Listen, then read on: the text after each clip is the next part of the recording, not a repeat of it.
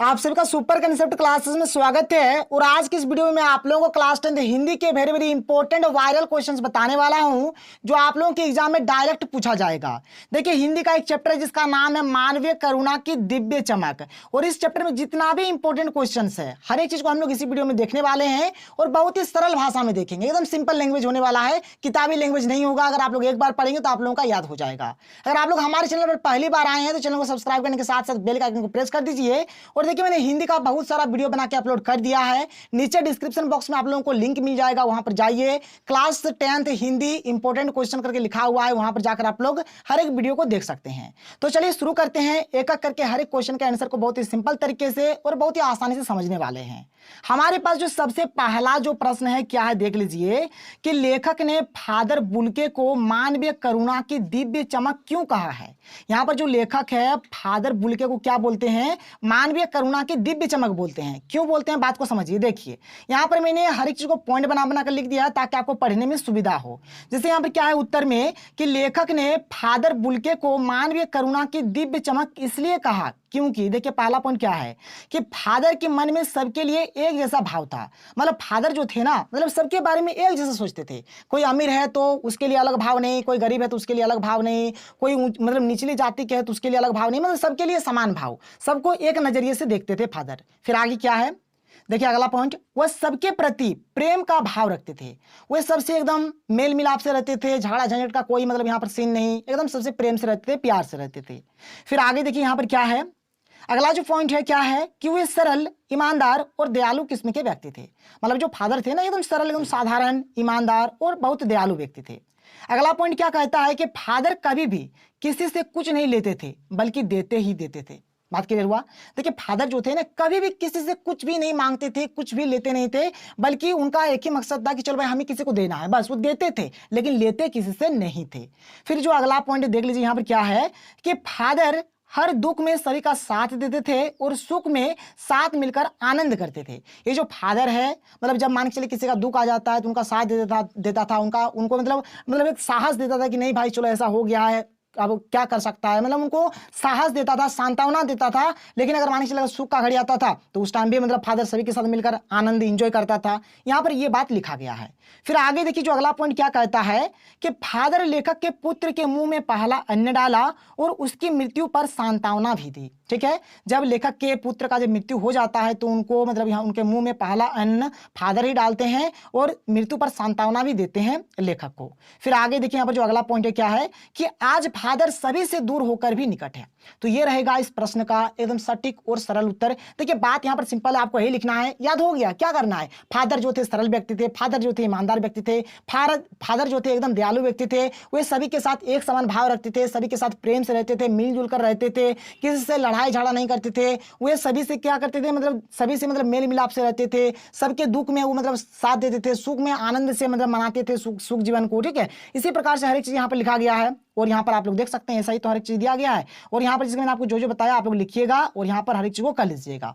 आगे चलते हैं, अगला प्रश्न देख लेते हैं। देख लीजिए अगला प्रश्न हमारा क्या है कि फादर की उपस्थिति देवदार की छाया जैसी क्यों लगती थी। देखिए फादर की जो उपस्थिति है वो देवदार की छाया जैसी लगती थी। तो क्यों लगती थी आपको बताना है। देखिए एक्चुअली में देवदार जो है ना, देवदार, ठीक है, देवदार जो है वो क्या है, एक विशाल और छायादार पेड़ होता है। माने एक बहुत बड़का जैसा, बहुत विशाल जैसा पेड़ होगा, उसके नीचे जो भी बैठेगा उसको क्या देगा, शीतल शीतल हवा देगा। तो यहाँ पर वही चीज मैंने लिख दिया है। देखिए यहाँ पर क्या लिखा है कि देवदार एक विशाल और छायादार पेड़ होता है जो अपनी शीतल छाया से सभी को आराम देता है।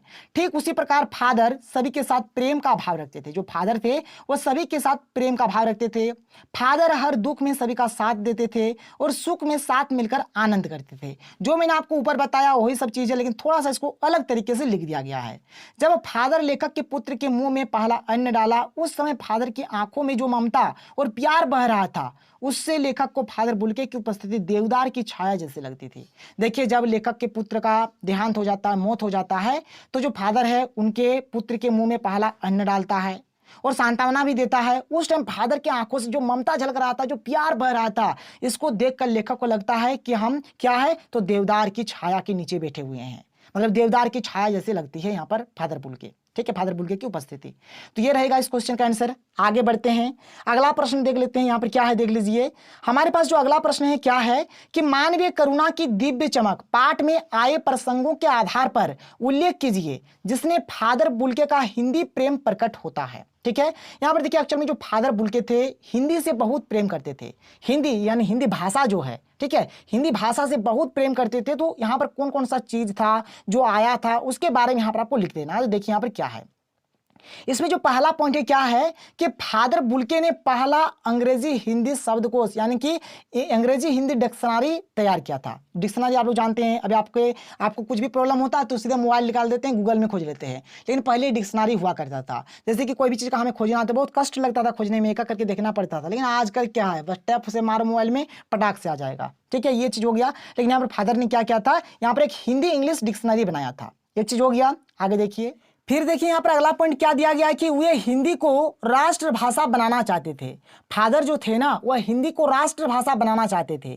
फिर अगला पॉइंट यहाँ पर क्या है देख सकते हैं कि यहाँ के लोगों की हिंदी के प्रति उदासीनता देखकर वे क्रोधित हो जाते थे। देखिए यहाँ पर क्या है, देखिए जैसे कि जाहिर सी बात है आजकल का ऐसा मतलब दुनिया हो गया, अभी जो मॉडर्न जमाना जो चल रहा है, अगर कोई हिंदी अभी बोलता है तो उसको थोड़ा मतलब नीचे के नज़र से देखा जाता है, लेकिन अगर वहीं पर कोई इंग्लिश फड़फड़ा के बोल देता है तो उनको थोड़ा रिस्पेक्ट दिया जाता है, उनको थोड़े अच्छे नज़र से देखा जाता है। तो यहाँ पर फादर क्या थे कि उस टाइम भी मतलब जो भी व्यक्ति हिंदी के प्रति उदासीनता दिखाते थे ना तो फादर उससे क्रोधित हो जाते थे। इसी से पता चलता है कि जो फादर थे वह हिंदी प्रेमी थे, यानी कि हिंदी से प्रेम करते थे, हिंदी से प्यार करते थे।